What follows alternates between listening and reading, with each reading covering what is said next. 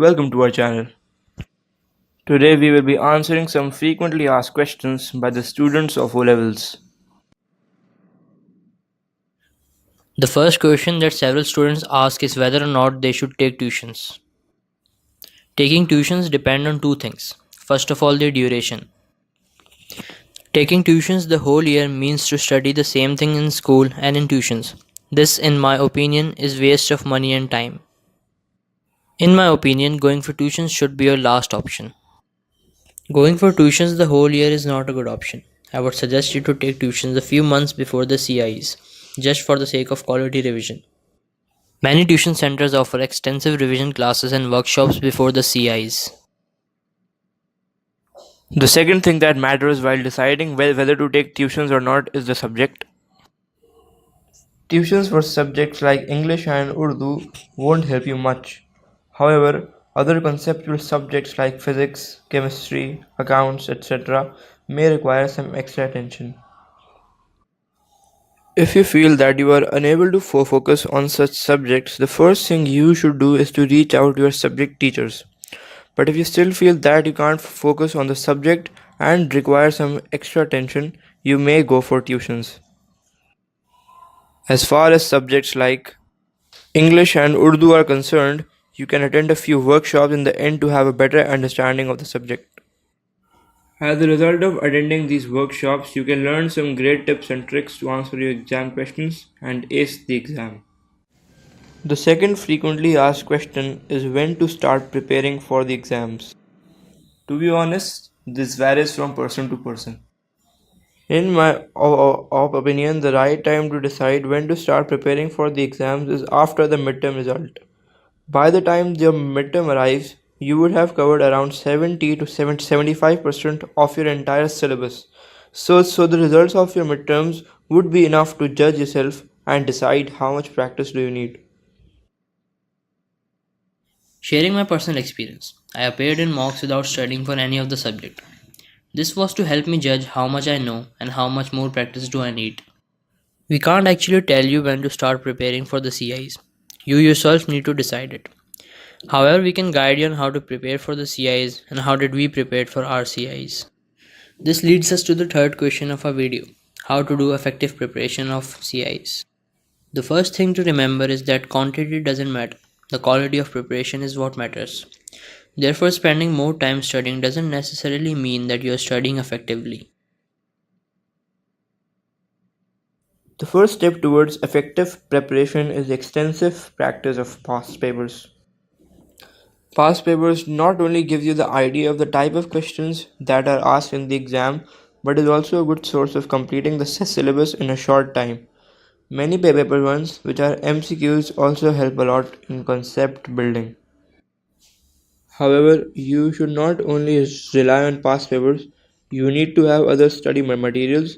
This include but are not limited to Cambridge endorsed course books, guidebooks, self-written notes, etc. After you are done with your syllabus, I would suggest you to go through the syllabus specifications that are available on the official Cambridge website. This will help you to know whether you have actually covered everything or not. Sharing my personal experience, I started the preparation on 1st April and only had 1 month left to prepare everything. I was also going to appear in an extra subject, thus had to do some extra practice. I started off directly solving past papers without actually studying from course books. I did dozens of past year papers for each subject for the first 2 weeks. This helped me judge myself and decide which subject required more time. By that time, I was left with almost no time to read every course book. Therefore, I decided to study from my own notes and took help from the internet by watching some YouTube videos and reading notes online. A lot of students are confused about the notes that are available online. Are they reliable? Are they enough to complete the whole syllabus? Well, there are tons of notes available online, and it is hard to know which ones are reliable and which ones are actually good.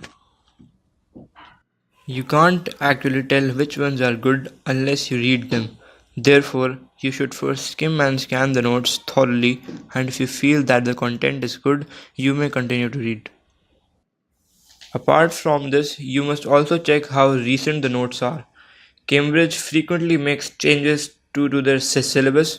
Therefore, the more recent the notes, the more likely it is that it will be according to the updated syllabus. For your convenience, we have mentioned a few links in the description below of the notes that we used for our preparation. Next comes the question of giving extra subjects. Should you give an extra subject? If so, then which subjects should you give? And how many extra subjects do you need to give? Well, appearing in extra subjects apart from the 8 compulsory subjects is not an easy task. First of all, you need to think, is there a need to give an extra subject? However, I would suggest that a person should give at least 2 extra subjects. Many students don't know what they want to do in the future. Hence, this is the right time to carry out trial and error. Try as many subjects from different fields as you can. This would help you to find your area of interest. If you are sure about your future, then you should only give those subjects you think would help you in your field. For example, combining economics with other natural sciences. Another reason why a person wants to give extra subjects is to ensure their grades. For this reason, you should opt for some easy scoring subjects like commerce, environmental studies, sociology, etc. The course of these kind of sub-subjects is not too hard. You can manage to study these subjects on your own without having the need to take tuitions. The answer to how many subjects should you give depends on you yourself. If you think you can manage the workload and manage the time between extra and other compulsory subjects, you can give as many sub-subjects as you like. Our final question for this video is, can O-level be done in 2 years? Well, the answer is simply yes. However, due to the lengthy syllabus, schools makes you do O-levels in 3 years. There is no such rule that you need to study 3 years in order to complete your O-levels. If you wish to complete it in 2 years or even less than that, you can always complete O-levels as a private candidate in the amount of time you like. That's it for today. Thank you for watching the video. We hope that this video helped you in answering some questions that were in your mind. If you think we missed out something important, please let us know in the comment section. Goodbye.